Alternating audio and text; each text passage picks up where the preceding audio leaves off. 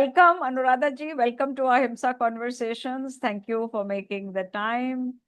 Thank you for bringing me over. No. It's not every day I meet an IPS officer who is working for nonviolence and, is part of the Peace Builders Forum. So for me, in most cases, I ask people, what is your earliest experience of either the concept or the fact of nonviolence? So that is still valid. I'd be very happy if you want to talk about that, because I know you grew up in a Gandhian household. But still, what is your first visceral experience with the concept or the practice of Ahimsa? So, because my mother was still a student when I was born, I was brought up in my early years by my grandmother, my mother's mother, maternal grandmother.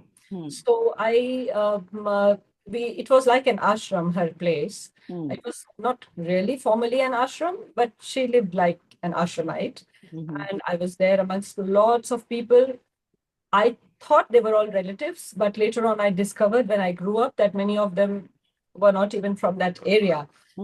This is in North Bihar on the border of Nepal. And it seems that when my grandfather went there after Gandhiji asked Congress to disintegrate and start reconstruction work in the country, my grandfather shifted to that very remote area. It was covered in tall grasses. My mother has written about it in one of her very popular books. So he went there and he started there, living there amongst the extremely what we call backward groups like Musahars and Dusats and Muslims, Rhine Muslims, and he actually bought the land from them. And so my grandmother lived there just like anybody else in a mud hut with a thatched roof. And sorry, it's not there anymore after her passing away, but it was there. And so that's where I spent most of my time till my father got a job and I went back to city town living. So I remember that there was some relative who had come, and although they knew the ethos of the place, but you know how who we call kuleen in Sanskrit, the elite classes, castes, they behave as if they don't know the reality of your life. So they came there, and somebody, I don't think I was more than 4 or 5, but it's a very clear memory that that person asked the boy who was bringing him water, what is your name? And he said whatever his name was, Mahinder Joginder. No, your full name. He said, this is my name. Then he said, what is your father's name? He just wanted to know the caste. And my grandmother was standing, there was a cow shed and she was standing there. And she heard this and she said, please, I can just send you back. The boat is ready. We had to reach the village by boat because the Koshi River flows between, the mainland and that little island of grief and poverty. So she said that you please sit in the boat and please go back. So he said, Chachi, what happened? She said, no, nothing happened. We can't have this conversation here. And she said, no, I am very clear about this. We will have no conversation about this. Unless you learn to speak a different language, please go back. So he actually picked up his bags and he went away. He was very sheepishly and he said, I want to say sorry. She said, no, you cleanse your spirit and then you come back. And when he went away, I said, Nana, why did you do this? And she said, don't you think you were very rude? She said, no. The thing is that they know that this is a place where Gandhi Baba lives in everyday life. And people have to have a clean heart, a clean mind, a clean soul to practice actual nonviolence. And this was extremely violent. This boy who has no idea what his caste is, because in this village, we have absolutely finished this off. And so this is one place where I don't want this conversation to start. Because if it starts, he will ask me, what is caste? Are you a higher caste? Am I a lower caste? Or things like that. So that was my first exposure to actual spiritual aspect of nonviolence, where you have to clean your spirit before you can even enter that temple. As Gandhiji said, Atma Shuddhi, cleaning your spirit. Yeah. So, what was it like for you dealing with the rest of the world from this anchor in a very Gandhian family? Because though you were growing up in the 60s, or let's say 70s, because 70s really, because up to the age of 6, we don't really have that much awareness. So through the 70s and 80s, what were some of the challenges or blessings, both, which you faced in relation to how the family ethos did or did not, coalesce with the world outside the home? So, that's a very important question. Actually, in the 70s, the dream was still there.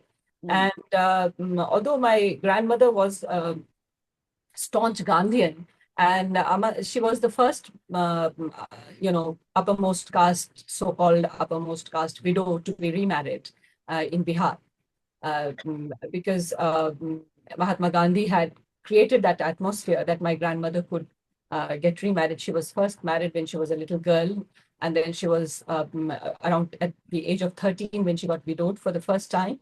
And then my grandfather decided, these things came up, and they got married. So, it's very interesting, and that's also been written about by people. There's a very nice book called Ye Mitti Badi Namkeen Hai by Mukul Amlas, in which my grandparents' marriage is discussed. There was no Brahmin priest to get them married. So one of the Rajput residents of the ashram got them married. No, one sec. Because in the Orthodox system, there was no provision for a widow to be remarried. It is unthinkable. And so therefore, no Brahmin could perform the ceremony. Yes, and it's also Mithila, which is one of the holders of tradition, and it's North Bihar. So it's very North Bihar, South Nepal. These are areas which are still very conservative, very orthodox, I must say, not really conservative, but very orthodox. The orthodoxy is to their interpretation of traditions. Honestly, it's all an interpretation. So it was very different, and it was interesting. So my grandparents had this kind of beginning, where they were ostracized, but they were also accepted. They were accepted in a very different society. And I always tell people that if you see a very powerful woman in this country, you go back to her background, and somewhere or the other, they were related. Their family was related to the freedom movement. Because what Gandhiji did was basically empower women. And we can come to that later, why I say that. But so my grandmother had that, and she had that strength of character, and so I grew up in that atmosphere. My mother inherited that. My father was very influenced by my maternal grandfather. My own paternal grandfather was also very influenced by my maternal grandfather. My maternal grandfather had a lot of influence on a whole lot of people ideologically. In the early days. He died very early. He died in 1955. But lots of people, if you can imagine that even someone who is writing in this century about him, which means that his influence over the mindset of Bihar's Ahimsa conversations, if I say so, is very important. Anuradha, for the record, can you please mention both your grandparents' names, please, so that they're on the record? Yes. So my grandfather was Jagdish Chaudhary, known more as Jagdish Bhai, and my grandmother was Shakuntala Devi. And so they had my grandfather particularly had a lot of ideological impact over, the early years of Bihar's political landscape. Right. So till the 70s, this was important. And because Prabhavati was the person who was the intermediary between these young Gandhians and Mahatma Gandhi. Like in Ramgarh Congress, when Prabhavati was, that is Jayaprakash Narayan's wife, Prabhavati Devi. So Prabhavati Devi was also from Darbhanga, and so she culled a lot of young women from Darbhanga. And my grandmother was also one of them, also because she was my grandfather's wife. And so these people, they were, Prabhavati was the mediator between Mahatma Gandhi and these girls. So my grandmother had the beautiful experience of being the guard of Mahatma Gandhi's kutia, his little cottage Uh-huh. during the Ramgarh Congress. Oh. And yes, and it seems my mother was expected then, and my grandmother says that Bapu would talk to her and said, "Kaisi ho? How are you?" Like a little girl. So she said, "Do you know that she's a girl?" He said, "Yeah, yeah. You're looking very beautiful. She must be a girl." So and then she had lots of interesting incidents there. My grandmother had did some of her own civil disobedience there Hmm. and in with Prabhavati was there.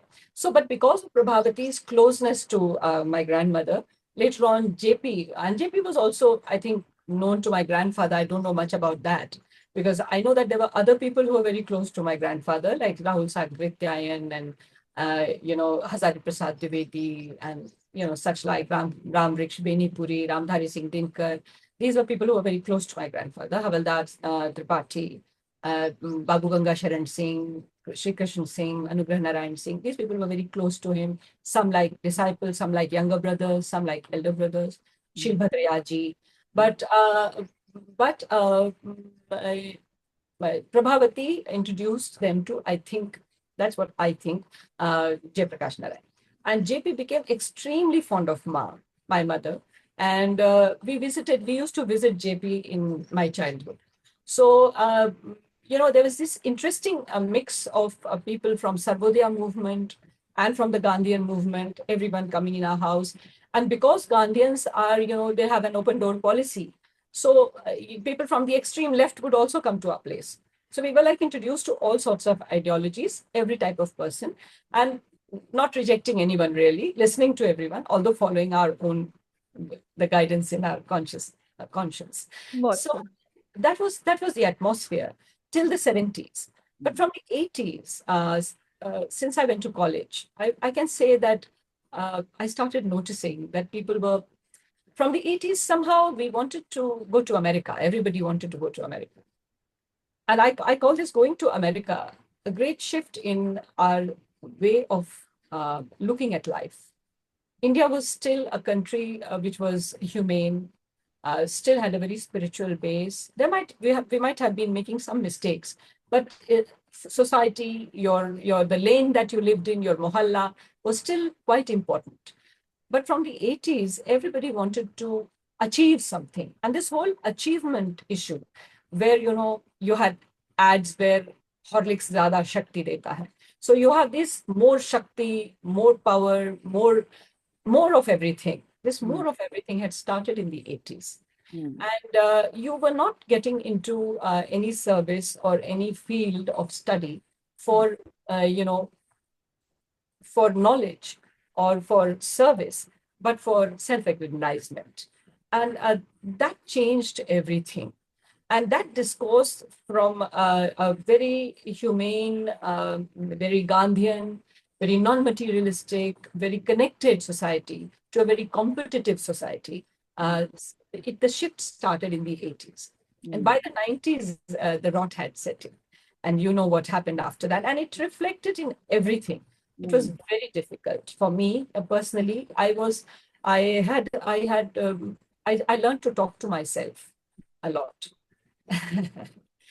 Because it was difficult. Sometimes the best of people, and I think you must also have noticed that, Rajni Ben, that the best of people whom you knew that they were very reasonable, very nice, they suddenly started talking to you about, a good career and about how spaces are being occupied by them, us and them. This othering had started. By that time, there was no othering really, because we are a union of cultures. Yeah. You cannot have a singular culture. I'm very sorry, but my background as a child of, professedly Hindu parents in Bihar has no similarity with yours in maybe professedly Hindu or Hindu type parents in Punjab. Our food habits are different. Yeah, we eat rice, you eat roti. There are lots of things which are different. So, but we are a cultural combination, and that started breaking uh, terribly and very fast in the 90s. And that gave me a lot of, internal turmoil. Yeah. But of course, I did have these conversations within my family, with myself. Yeah. I think I was able to find a way. Um, in this process, through this turmoil, how did you decide to join the IAS? Or is it that it's a separate exam, isn't it? IPS? I know it's the same exam. It's the Okay. same exam. It's So, a bit of it's a was bit of it a your joke. first choice? And no, it wasn't. Huh. There was no choice, honestly. Huh. Uh, see, I'm from Bihar, huh? Remember? Yeah. And in Bihar, we call it the national pastime. Huh. If you ask someone, what are you doing? Oh, I'm preparing for the civil services. Everybody is preparing for the civil services. It's one of the first choices. That's also probably because in our country, it's a sad situation that people who are very academically oriented, who could have been good academics, who could have been good researchers, have no real avenue for that. You know, there is the academia, but that's limited. It's a limited space. Also, the academia is a singularly powerless institutions as far as the rest of the society is concerned.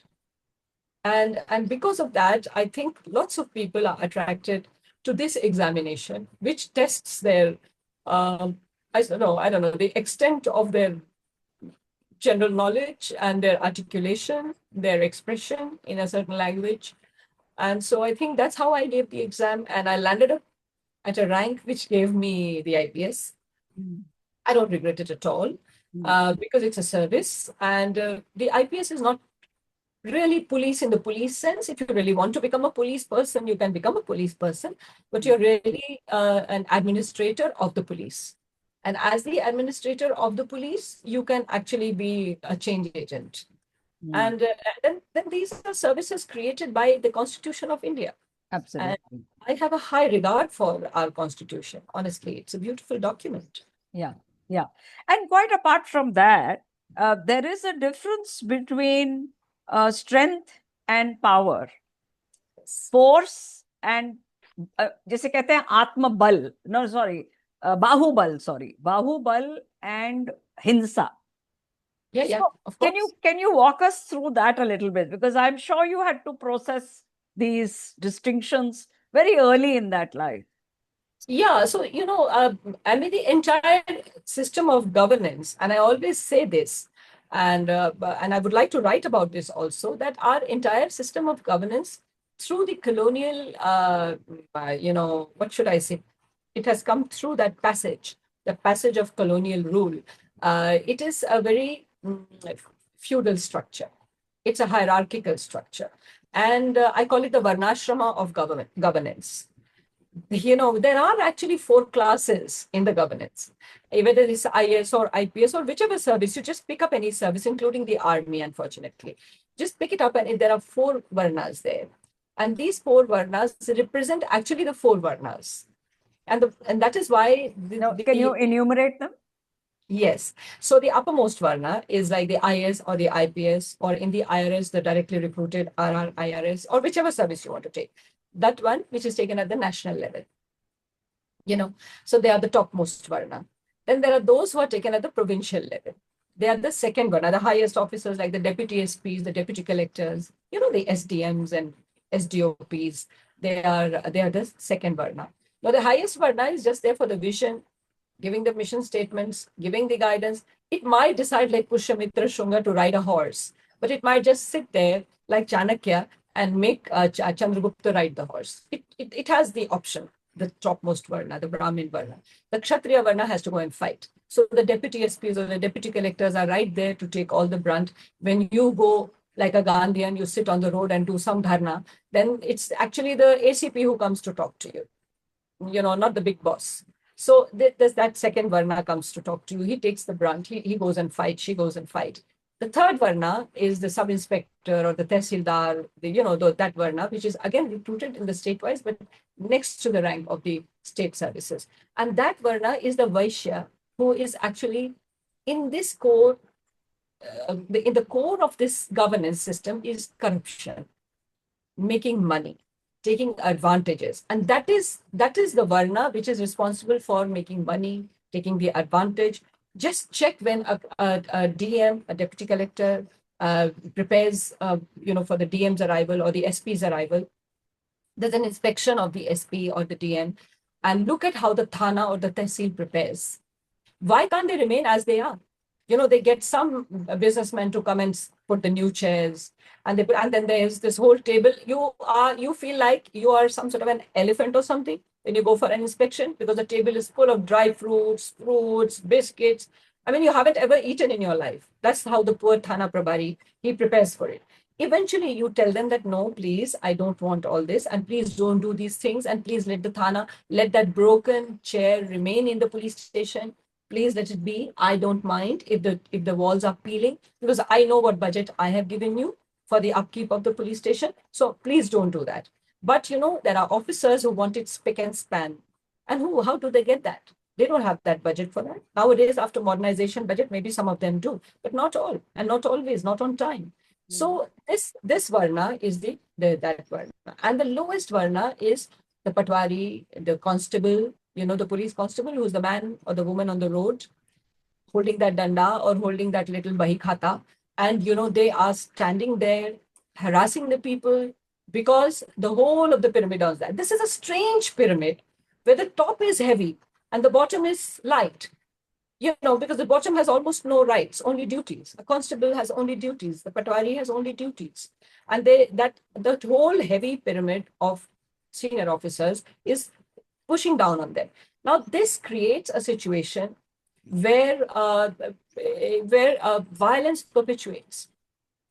I don't treat there's another thing. There's in the Tempest, when Caliban looks at Prospero's daughter, and Caliban is only a slave. He looks at Prospero's daughter with a romantic intent.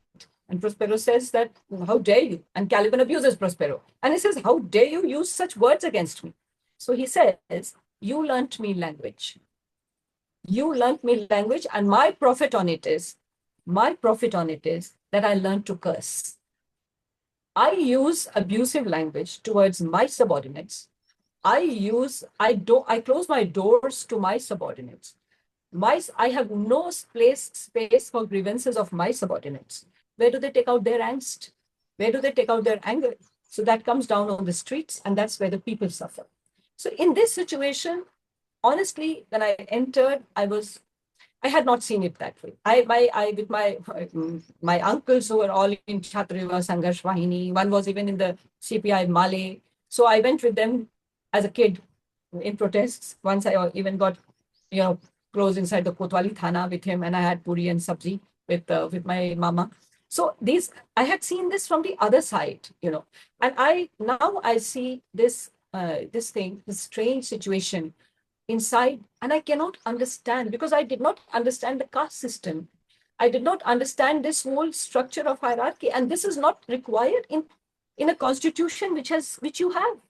It's a constitution which is unique because it has been made after so much deliberation. I mean, if you see that series made by Shyam Benegal, Samvidhan, you realize, even if you have no background like me of freedom fighters, if you just see that series, you realize how people were culled from all over India, all communities, all genders, and they talked, debated, fought, cried, and eventually that constitution was framed. So this constitution is a reflection of what everybody thought in the late 40s. Oh, in fact, from the late 30s to the 40s. Yeah. This constitution is giving you this. You're interpreting it for this. No, so Anuradha ji, in that today many people are challenging that no, everybody did not go along with it. This is now the current thinking, that it was a thin elite, maybe a dreaming, very idealistic, very far-reaching, far-thinking elite that felt this is how the society should be organized. The society at large never signed up for this. So how do you respond to that? Well, I do think that but those are the people who have not read the debates. We have many very lazy commentators in this country now who don't go into, they don't have time to pick up the books and go through it. It's all recorded. There was nothing secret there. They should go through it, and they should see what the disagreements were about. The disagreements were not about equality or equity. They were not there. There were little small disagreements about minor details. And especially there were disagreements, which in fact we would also agree to that, there's no nonviolence therein. The word nonviolence doesn't occur in our constitution. It's chapter 4, which talks about duties. Yeah. And there we are talking about the duties of the state. That's not justiciable, though. You cannot go to court with the state policies, the duties of the state. But the thing is that, but at the core of it, where the constitution is talking about an equal, equitable, fraternal society, there was no debate. There was no disagreement. And if anybody has any quotation, they can come to me. I'll see where it is. It is not there. It's just like people quote the scriptures, half of it, and they'll say Vasudhaiva Kutumbakam, and it won't say Udara Charitanam tu Vasudhaiva Kutumbakam. The first line, for the magnanimous, the world is a family. The world is a family, they'll tell you. It's not for your small-minded, us and them people. No. So there are people who are lazy. I call them lazy commentators. They are lazy commentators. And I do think, and I do request all of them, if you don't have the patience to read, go and watch this series, which was made by Shiv Benegal. He has been very honest with most of the debates. If you don't trust him, then go and read, because there is no other way to understand. Both cool. But then, how in the actual work that you had to do in your position as an IPS officer, how did you grapple with situations which involved force? Because there must have been many occasions. I'm here now talking about your functional role. We'll go back to the power and the discriminatory issues in a minute. But I'm very keen to know, there must have been situations in which you were the person who had to give the order, whether it was to use lathis or not use them or whatever. There must have been many such situations. So anything that you would like to share on that? Yes, of course. So I was faced with many such situations. I began my service, the field service, when the riots were going on in 19. I joined in 90, and I came to the cadre in 92, and you know what 92 was. So we were faced with many such challenges. No, Anuradha, I want you to spell it out, because many people watching the video won't know. Okay. Because I'm always careful to fill in the blanks for foreign watchers. Okay, right. So I think that's why we are talking in English. So in 1990 and 1990, the Rath Yatra for the Ram Mandir was already underway, and in 92, the car sevaks went and demolished the Babri Masjid, and after that, that the whole country erupted into riots, and these riots were. I don't think any state was spared of these communal riots, and so that was a time when you needed to be tough. Now, the thing is that I'm very clear about one thing, and I have always said that, even as a leader of the police, as a team member of the police, and as a trainer, I've always said that our use of violence is very clearly enunciated in our duties. See, the police if you think that you can do anything arbitrarily, it's not possible. And that's why it's easy to get India's police officers to court, because there are things which are enunciated. There are ways and methods that you have to do.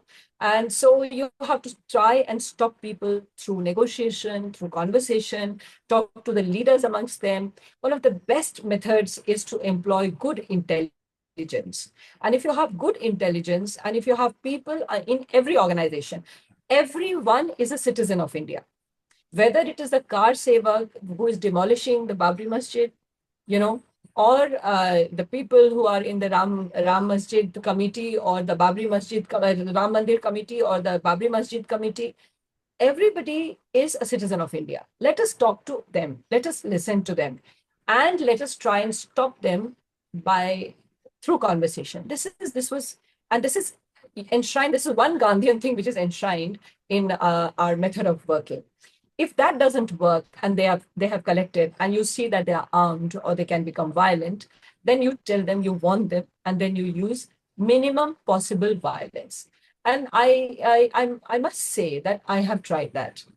I do not know, the people will say how I have fared, but at least on my part, I've had many such operations, and they're very interesting stories. Many of them, people like that.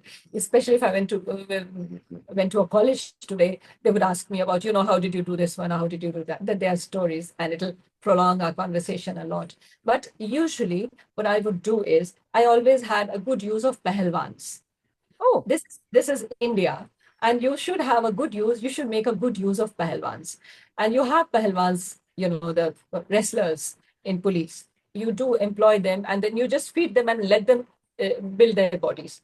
During good law and order, if unless they have really bad weapons in their hands, like sometimes during the riots they come out with swords and mallets, axes. At that time, the pahalwan is of no use. You don't want him to get killed. But if they are not, and they're just pelting stones or something, or they are just being recalcitrant, the pahalwan just picks them up and throws them away, which is like they're completely flabbergasted. In one of the operations in which I got my gallantry medal without killing anyone, was against a weapons factory, huge weapons factory run by Maoists. And there we had, I mean, it was a huge cache of arms, over 4,000 rocket launchers and, mortars, and a lot of dyes of making weapons, including, LMGs and grenades and things. It was huge in Bhopal. That was in 2008. So this, sorry, 2007. So this in this operation, one of our sub inspectors who was chasing this Naxalite. We were all chasing this guy, and this guy was very well trained. So he turned back, our Maoist, and he just snatched the pistol of our sub-inspector. And then he started running backwards. He knew where he was running. And that was a good thing because we wanted to go to his factory. He was running to his factory because that would have given him a whole cache of arms. And he was running there. We were after him, but he went inside a small lane and he just turned towards us and started firing. It was just suicide if we had entered there. Now, this was a very catch-22 situation. What would you have done? What would I have done? And if I kill him, I do not know where the factory is. Strategically, also, it's very stupid. People do that. Strategically, when police kill someone, it's very stupid, I think. It's not only cruel and it is unconstitutional, but it's also very dumb professional. So the one of our additional SPs, whose gunman was standing there, his guard, he went up to the roof. There was a army corporal whose house was next to this. Later we discovered it was the factory. So he climbed up the roof, jumped on that Maoist, on his head. The Maoist was trained for weapons, for close combat. He was not trained for someone jumping on his head and biting him. And this Havaldar, he was from Uttaranchal, very hardy people, amazing people from Uttaranchal. He was, I think, a Kumauni. He just, bit him on the head. Then he bit him on his shoulders. He just bit him all over and his pistol fell. That just gave us that little 4-second window, and one of our boys just ran, picked up the pistol, and we grabbed him. And in fact, in the court, he asked the judge to, that he should bring this guy to book, our Havaldar, to book for violence. And because, he had bit him, it was hurt. So, there are these strategies. We also do lots of police officers in this country because, you just look at the NCRB data. There are lakhs of crimes in this country. And if we were employing violence so much, then you would have deaths all over. You don't. How do we manage that? How do we manage that? Every festival has become fraught with communal tension. You know that. Yeah. And you see that wherever you live, you prepare for. The police wala does not have his festival with his family at all since a long time now, since the 90s. And so what do we do? Like in Holi, we have this.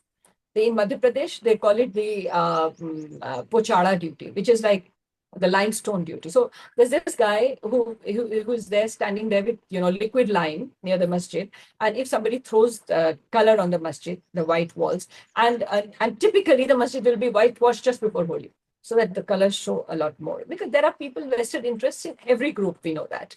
And so this constable or head constable, whoever is standing there, two of them are there.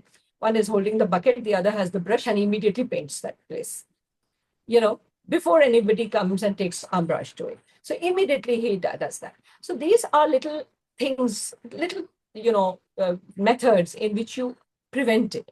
But once it happens, if it's violent and if it's going to harm, then, the theory is that you need to save many. To save many, you can sacrifice some. Still, I do not condone killing at all, and I've never done it in any of my operations. But one must understand that if you are in a situation where fire is coming upon you, and you are not there to just let yourself die, then you shall fire. And that and the theory is that you should fire to incapacitate rather to kill. But sometimes it's an ambush. You really do not see where the fire is coming from. And it's honestly a situation, and you're all taught in the academy. You also know in your heart that these are your own people. You're not standing in front of an enemy. There's nobody from the other country or other place. Even the other country, you really don't really want to kill anyone. But when it's coming on you, you must save yourself. You must save those people whom you're supposed to protect. And this happens.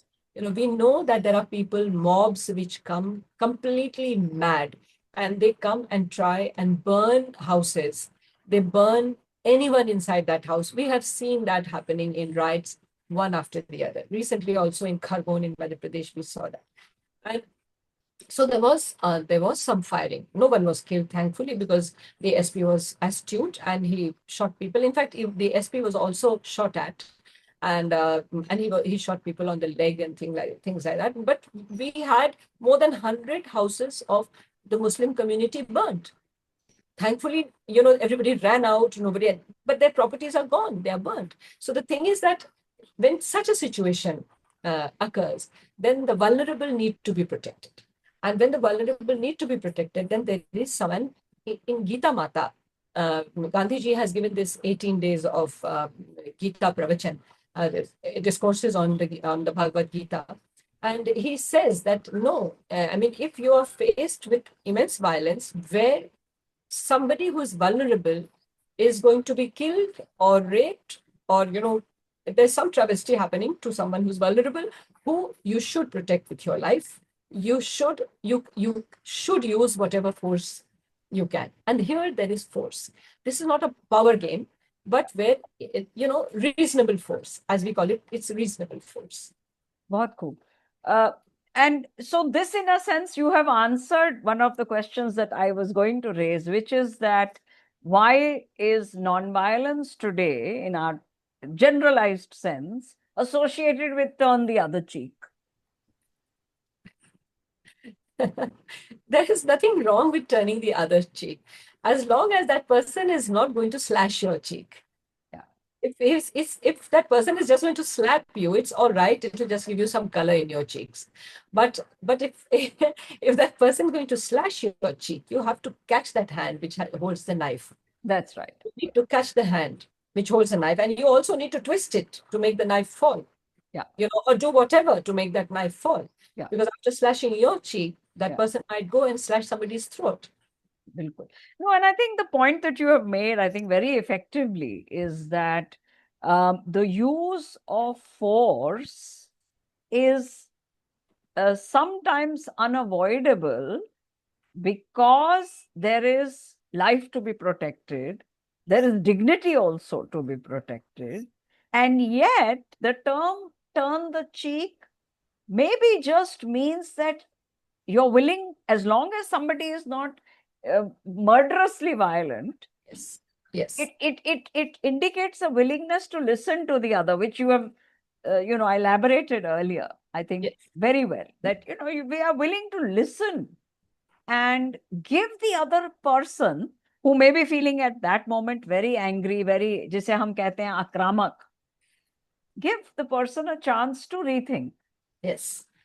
I find the Buddhists are very helpful here. When they say that we are all different selves arising.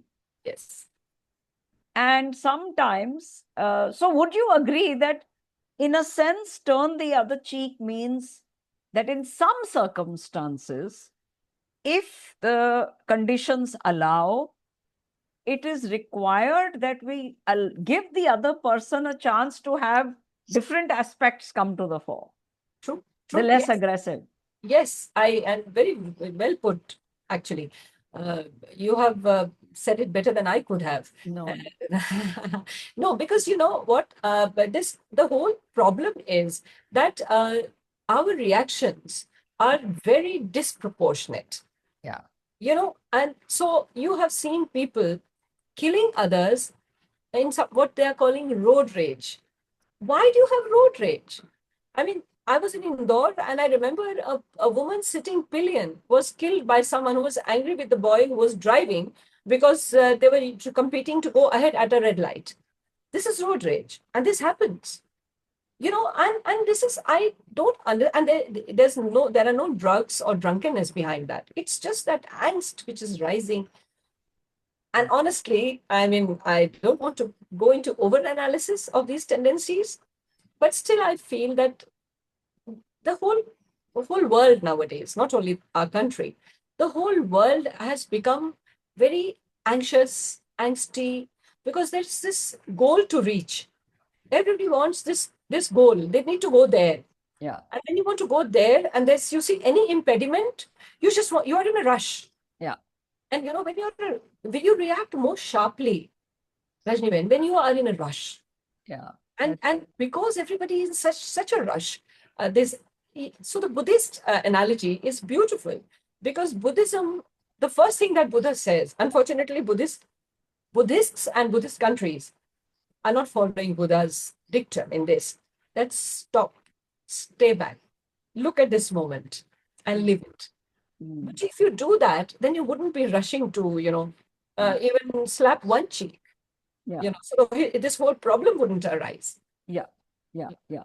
And of course, in any system, as with the whole of the species, the human species, different tendencies have more power than the aggressive tendencies have more power over the compassionate and cooperative tendencies at different times at different places.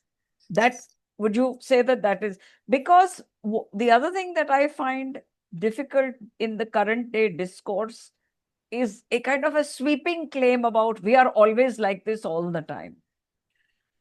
Is that fair that we are Yeah. we have different moments at different Of times? course, in our own very personal lives, Yeah. even in the daytime, mornings are different from evenings and afternoons. And Yeah. right now, when it's so hot and humid here in what used to be very salubrious Bhopal, Yeah. we have made it a hot and humid place suddenly, in the last 10, 12, 20 years. So this raises temperatures. Yeah. And so this whole idea, but it's also a game of power here where some people would want everyone to be uh, disturbed, and running, so that they can sit there in their cool rooms Yeah. and tap your energy that you create by your running and your rushing.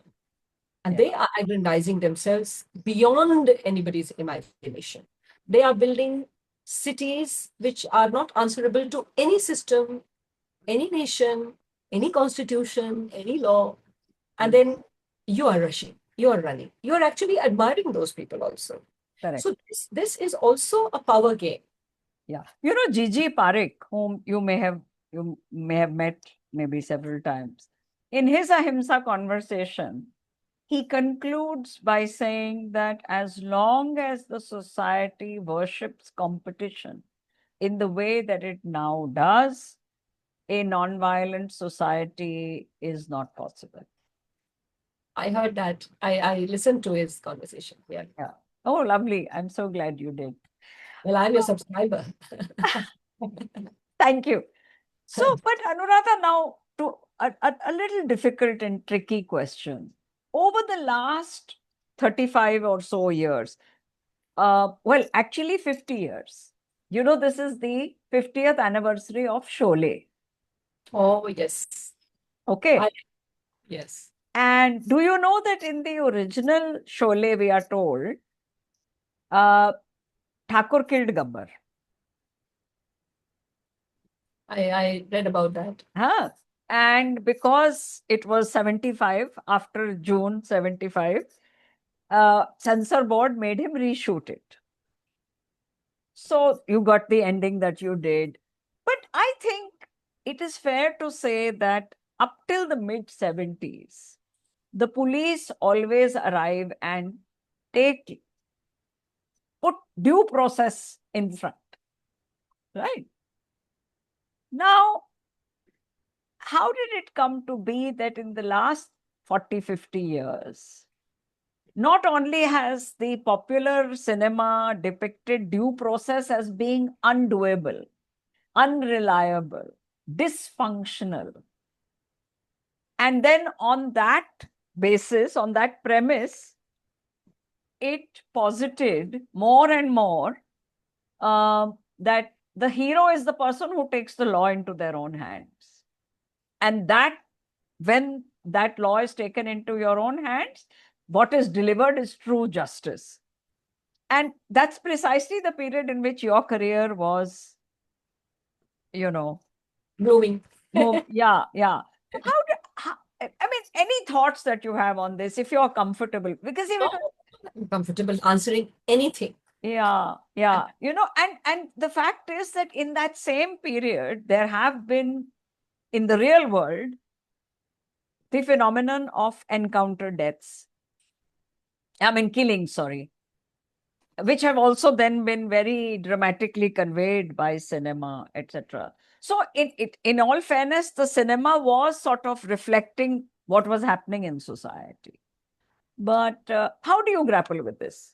So it's a very important question, and it's a conversation we need to have more often and at many forums. Thank you for that. Actually, this is something people don't really talk to police officers about, or because police officers also don't want to talk about this. Encounter is such a beautiful word.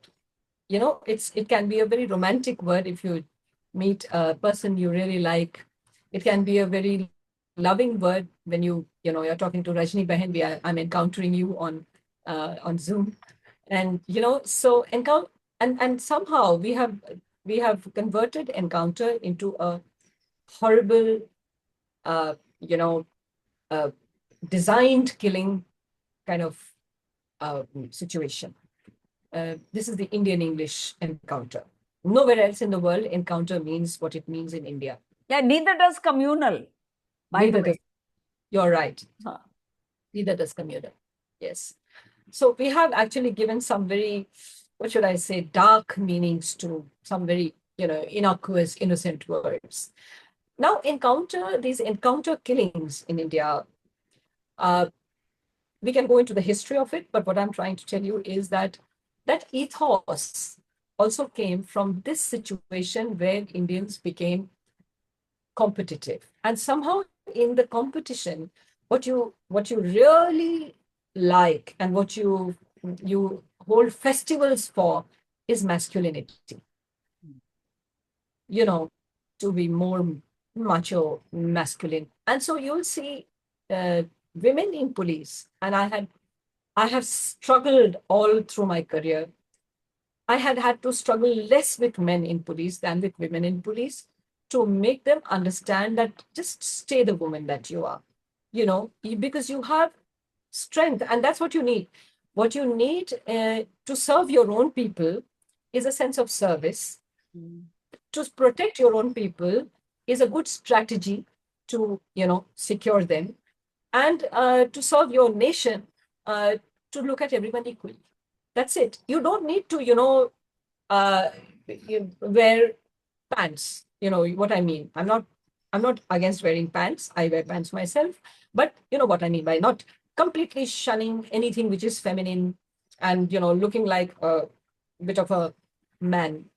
So this, and talking like a man, using language which you think that men are supposed to use, you know. So I always tell these girls that you are human beings with a special power.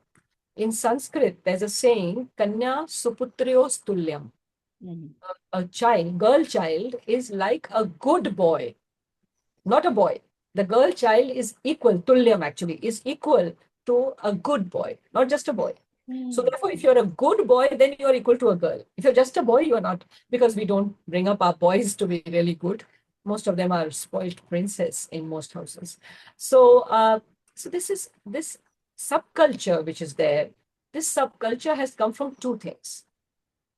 One is the legacy that we have of the colonial, which I spoke about in the beginning, of the colonial rule. That not only has given us the hierarchy, it has also given us the control. And we also think that we are a command and control organization. We also think of us and them like the British people who serve the British. This one question I want to ask you, and this is there inside their hearts. Let us remember Jallianwala Bagh. Yeah, let us remember the massacre at Mangarh. Jallianwala Bagh also had over 1,000 people dead, children, women. Mangarh also had over 1,000 people from our tribes dead. Jallianwala Bagh, the order was given by someone who was European, outsider, who was part of the colonizing machine. But the people who pulled the trigger were Indian sepoys. They were from the regiments. I don't want to name the regiments because I don't want to shame anyone. But they were regiments of India, then undivided India. Later on, they were divided into both India and Pakistan. And did that regiment apologize for killing? We are asking for the Queen of England or the King of England to apologize. Did that regiment, I have not seen it. Did they apologize for killing their brothers and sisters and mothers and children? Mangarh, these two officers, whose name I will not take for immortalizing them, you can go on the internet, anyone, and find out. In Mangarh, the Indian Raja invited, the local Raja, who was an Indian, invited two British officers to come with their forces, who were again Indian sepoys, and massacre his own praja, who were tribals. And what were they doing? They decided to oppose the Raja in a very non-violent manner. There was this guy called Govind Guru, who had turned the heads of the tribals. They turned vegetarian, and there were all sorts of things which the Raja did not like, and there were many other political implications to it. So he killed more than 1,000 of his own praja through these people. Did that Raja's descendants apologize to those tribals? That Raja's descendants are still there, probably active in some, nation building politics. Then did that those sepoys who came and killed those tribals who were our own brothers apologize to them? So this thing has been there in our character, where we go and stand in Clive's army against the Nawab, who was our countryman. We go and stand in any, these armies, and we don't even feel sorry about it. The thing is the brazenness of it. And because you are brazen and because you're unapologetic about killing your own brother, your own child, your own mother, this becomes your sanskar. This becomes your given value, the value that what is it called? Received value. So it is a received value of unapologetic following orders of the person who butters your bread.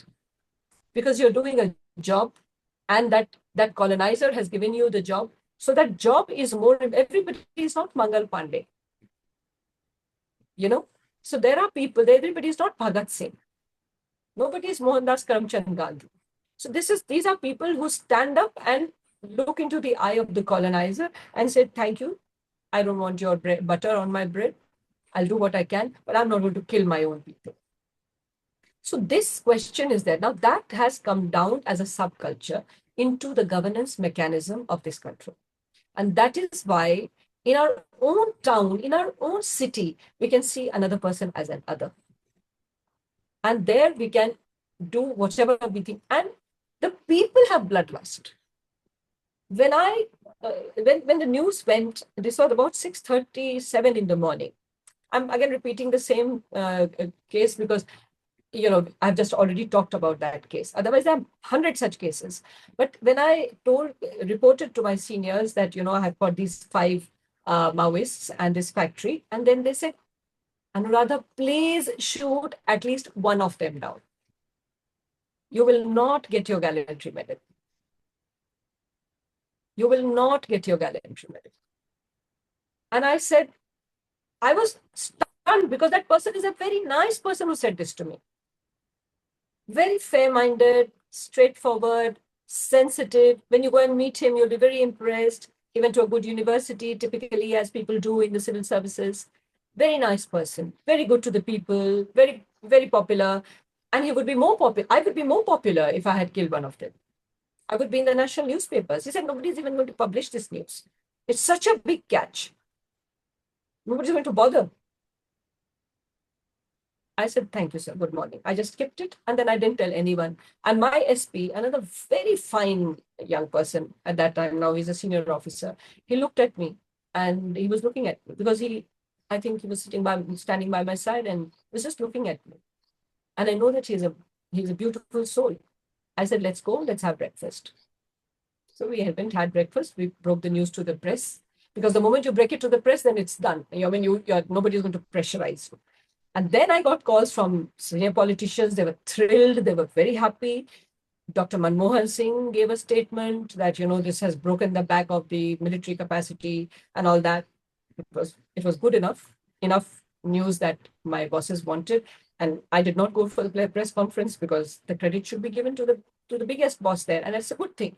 I personally feel that operational people should be in operations and people who are leading should be there in front of the press. And that was a good thing. And so they took the accolades.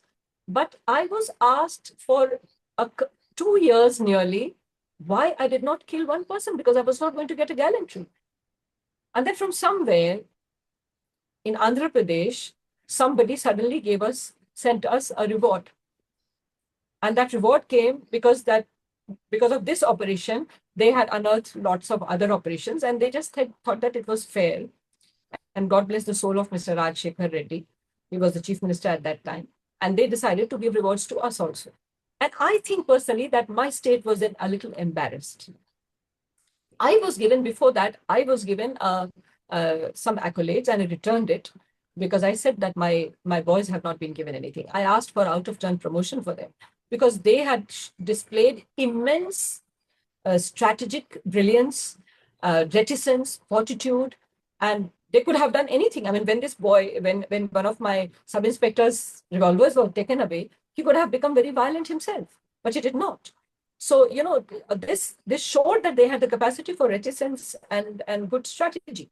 So then I said that, what you need to do is to give them promotions, so other people will get encouraged to, work in this manner. But it took a lot of time. Finally, everything was done. It was given, as I said, thanks to Andhra Pradesh.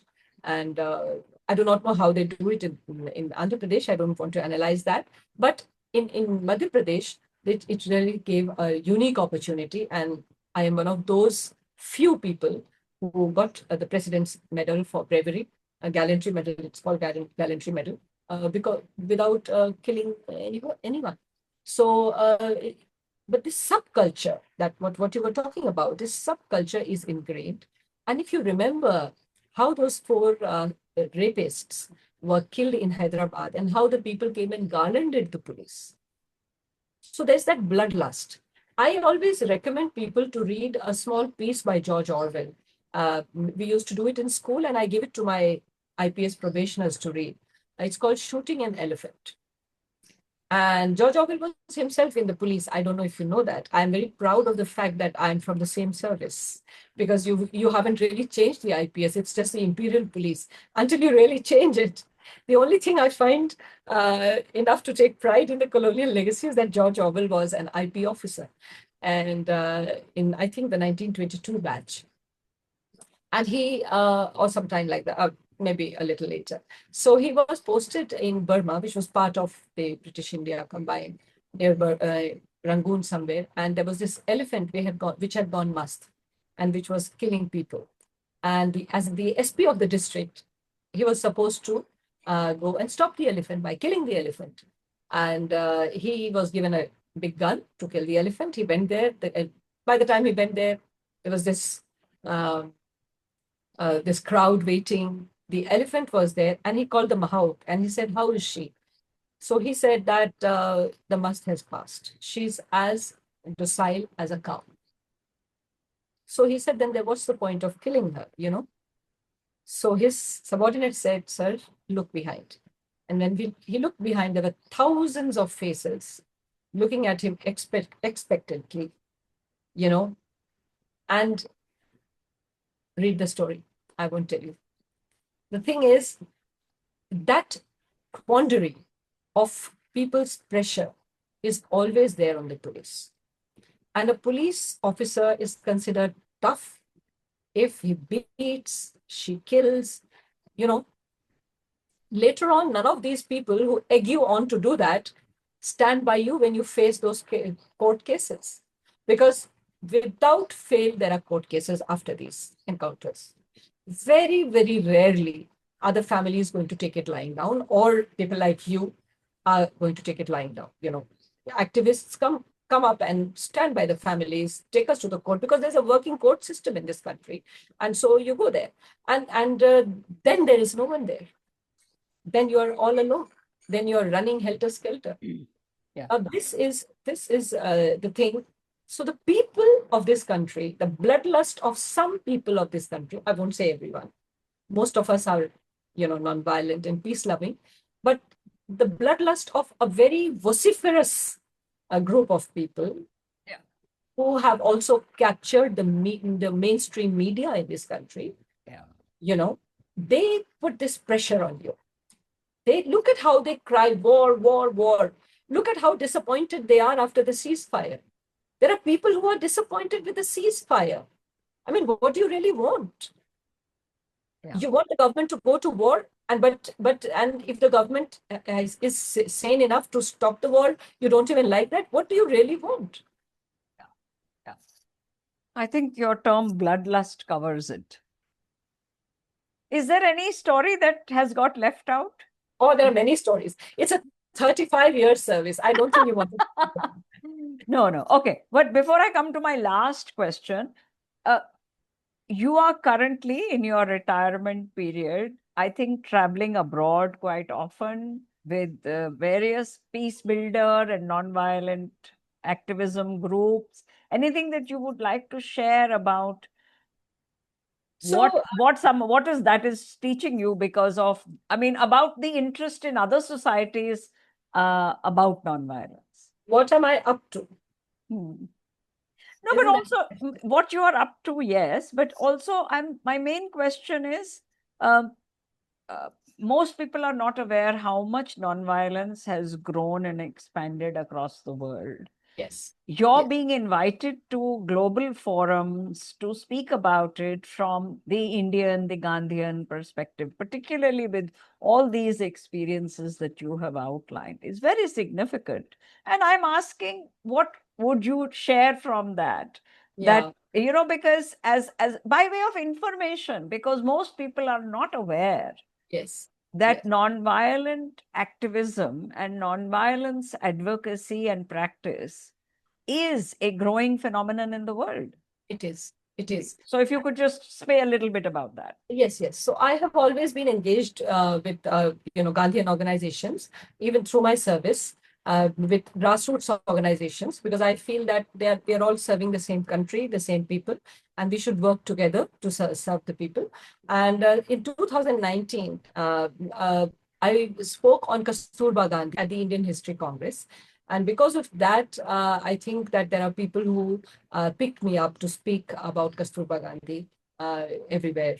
And so one of the most important places that I went to, and according to me, was the Phoenix Ashram, the first ashram that Mahatma Gandhi made in South Africa at the invitation of his granddaughter, Ilaben Gandhi.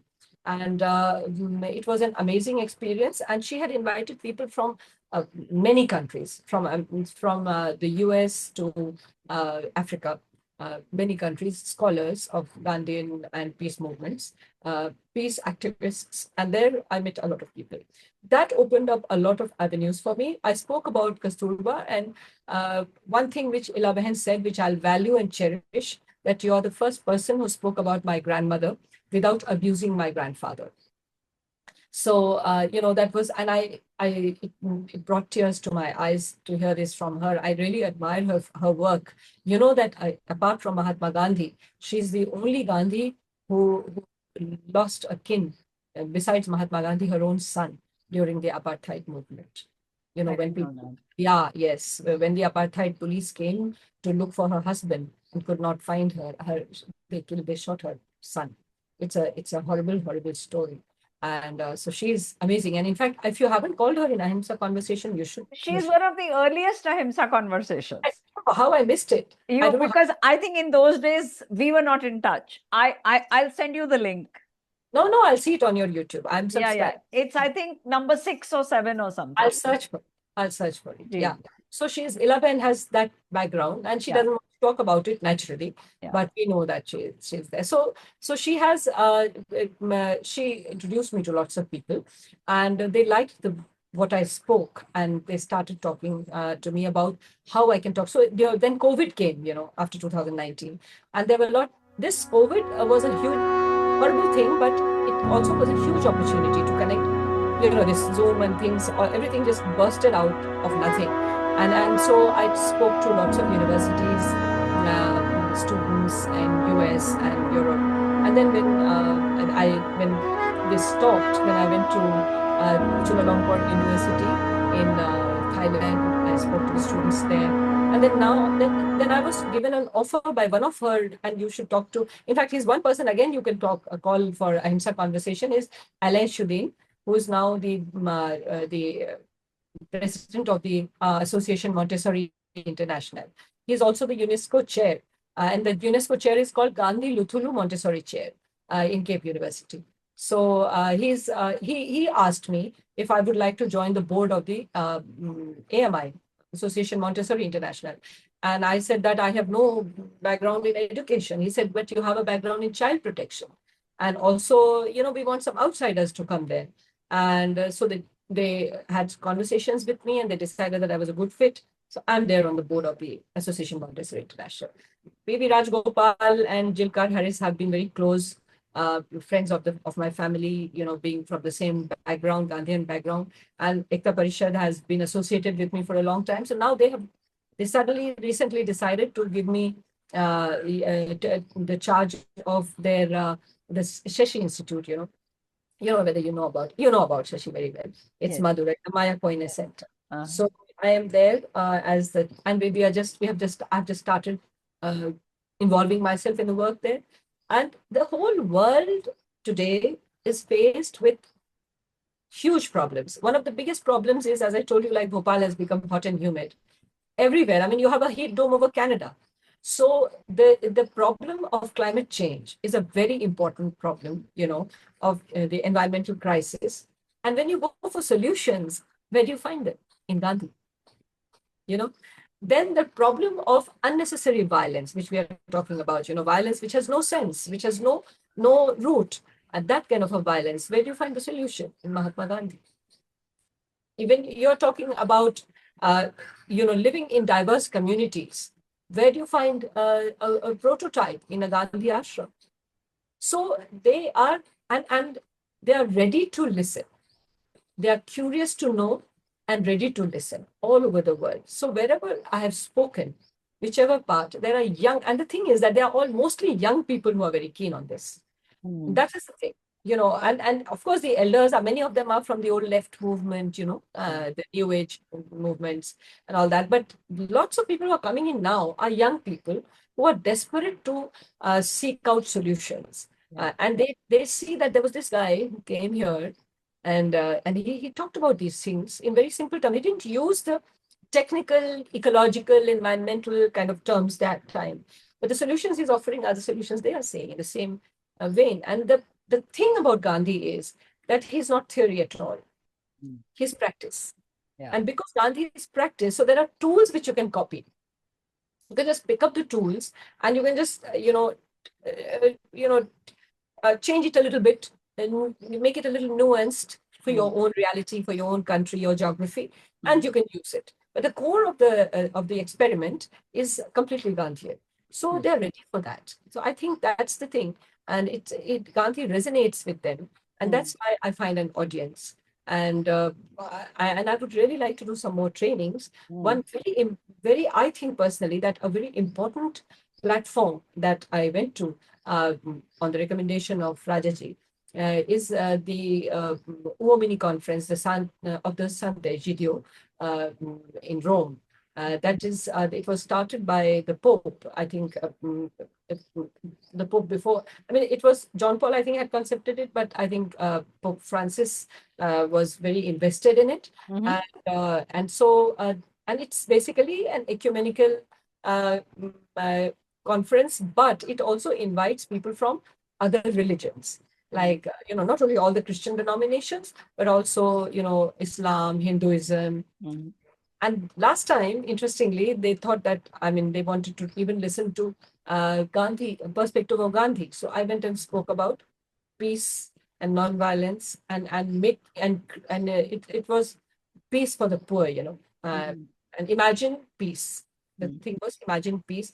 Basically, that poor need peace, and the Gandhian methodology. So I spoke about that. It was well received, and I was very amused to see that there was another person speaking on Hinduism. There was people speaking on Islam, but they thought of Gandhi as a kind of thing which should be listened to. I'm not saying it's parallel, but I'm saying that it's something that they really want to listen to about Gandhi. Yeah. So, if you've not seen it, you must see Ahimsa Conversation 109 with Timothy Radcliffe. He is a friar of the Dominican order, and now he's a cardinal in Britain. And I think he has put it most beautifully. He says in that conversation, Gandhi gave Christ back to the church. Wonderful, beautiful. कि मतलब वो जो सार तत्व था Christ का, जो इतने सालों के वो मतलब इंस्टीट्यूशनलाइजेशन में बिखर जाता है, इससे हमें वो सार हमें वापस दिया गया. But the essence back. Got the essence. So beautiful, na? Beautiful. So this perfectly gives us where I wanted to close, that very briefly, what advice would you give to young people today?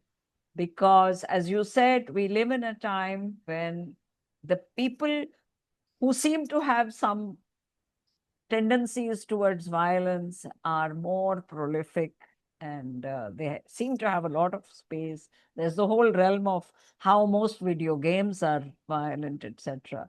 But so very briefly, what are some of the 2-3 points that you would give advice to young people on how to build their inner strength? So one thing which I would like to tell you is a warning. We lost ourselves when we pushed Buddha out of our discourse. We pushed Buddha out of our discourse within 1,000 years of his living, and then we were fragmented. After Ashoka, we were fragmented for thousands of years, and because of that fragmentation, there was some advantage of the fragmentation, but because of that fragmentation, we went down in our the head start that we had in mathematics, in philosophy, in science, in particularly things like metallurgy. We fell back because of that fragmentation, because of the lack of exchange of ideas. Don't do that to Gandhi. Don't do that to Gandhi. Don't push Gandhi out of India like you pushed Buddha out of India. You lost India for a long time. You will lose India for a long time. You will not see it for the next many generations if you push Gandhi out. So this is the first request I have to everyone, young and old in India. Don't do to Gandhi what you did to Buddha. It's your loss. Number two, that remember that the crisis is not individual. The crisis is general, but it is affecting your own life. And your own life is bettered if you just go back to Gandhi. And I said, don't be a lazy commentator. Listen to Gandhi. Read Gandhi if you can't listen completely. If you don't want to read, listen. Watch the films about him, and check out people who talk about Gandhi and see that why there are solutions in Gandhi. So you find your solutions in Gandhi. The third thing which I want to say is check out how you are living. What are you doing? Are you buying stuff? Is the cloth that you are wearing made by people who need to be supported? Or are you adding another floor to a 37 floor a house in Bombay, who are you buying from? Remember one thing, when you spend your money, when you have money, it's basically what you have worked for, you have toiled for. I respect that a lot. But when you spend that money, don't insult that money by making someone super, super rich and ignoring people who do not have their daily bread. So be mindful, be responsible, connect. We are a collective. Human beings are a collective. We could not have been where we are through competition. We could not have been where we are. We have come here, we have reached this place only because we have cooperated. And that's what I want to say. Thank you. Thank you so much.